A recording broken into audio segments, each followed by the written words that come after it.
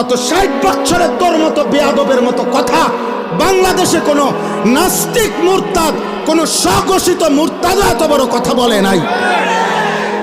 দেশের মা বোনদেরকে বলছে যে আপনারা আলেমের সন্তান পেটে নিবেন না। আরে বেটা বেয়াদব, তোর মতো বেয়াদবকে, তোর মা বাপকে যদি কোনো আলেমে দিন বিয়ে না পড়াইতো তো তুই ফজলুর রহমান কোন নেককার চরিত্রবান কোন পবিত্র নারীর ঘরে জন্ম নিতে পারতি না বেটা। এই ছোট ছোট বাচ্চাগুলো যারা মাদ্রাসায় পড়ে ওদের অনেকের মা নাই, বাবাও নাই। ওরা 3 বেলাও খানা খাইয়াও শুকর আদায় করে, তরকারি থাকলেও খুশি, না থাকলেও খুশি। ওই বাচ্চাগুলোরে মা গোসল করায় দিত, ওই ছোট ছোট বাচ্চাগুলোরে মা খানা আগায় দিত। খানার তরকারি ভালো না, বাবায় দৌড়াইয়া বাজার থেকে তরকারি নিয়ে আসত।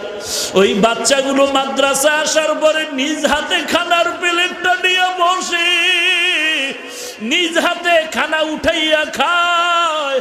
যেই মা বাচ্চাটারে গোসল করায় দিত, ওই বাচ্চা এখন একা একা গোসল করে, নিজের কাপড়টা নিজে ধুইয়া নেয়। মাঝে মাঝে আমিও তো ঢাকাতে মাদ্রাসার খেদমত করি, মাঝে মাঝে তাকায় দেখি ছাত্রদের মাসে একদিন আমি একটু বয়ান করি, মোনাজাত করি।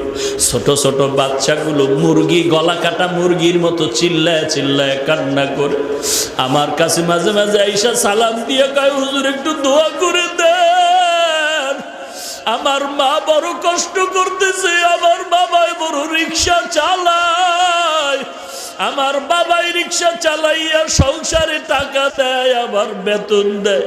একটু দোয়া করবেন, আল্লাহ যেন আমার এই কোরআনের হাফেজ হওয়ার তৌফিক দান করেন, আল্লাহ যেন আমাকে বড় আলেম হওয়ার তৌফিক দান করেন।